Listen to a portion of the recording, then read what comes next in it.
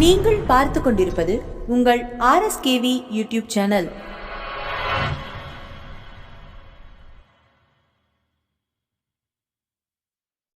அனைவருக்கும் எங்கள் RSKV TV சேனலின் அன்பு வணக்கங்கள். இந்த புத்தகத்தின் பெயர் ஏடு. புத்தகத்தை எழுதியவர் திருமதி க. அம்பிகா அவர்கள். இந்த புத்தகத்தை வாசிப்பவர் நான் உங்கள் திருமதி ரமா சதீஷ்குமார். இந்த ஆடியோவை உங்களுக்கு வழங்குவது உங்கள் RSKV டிவி சேனல். நீங்கள் ஏடு என்ற புத்தகத்தில் உள்ள பகுதி 181 வரை கேட்டிருப்பீர்கள். அதனைத் தொடர்ந்து இந்த வாரத்தில் பகுதி 182 கேட்போம். பகுதி 182. கடவுளை நேருக்கு நேர் நின்று வணங்கலாமா? இறைவனுக்கு 3 கண்கள். இதில் நெற்றிக்கண் நெருப்பு வடிவமானது. இந்த பார்வை நமக்கு நன்மை அளிக்காது. மற்ற 2 கண்கள் சூரிய சந்திர வடிவமானவை. இவையே நமக்கு நன்மை அளிக்கும்.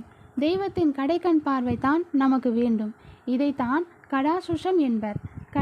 கட என்றால் கடைசி, அசுஷம் என்றால் கண், அதாவது கடைக்கண் பார்வை. இதுவே கருணை வடிவமானது. சகல ஐஸ்வர்யங்களையும் தரவல்லது. அதனால்தான் நேருக்கு நேர் நின்று தரிசிக்காமல் ஒரு பக்கமாக நின்று வழிபட வேண்டும். எனவே பகுதி 182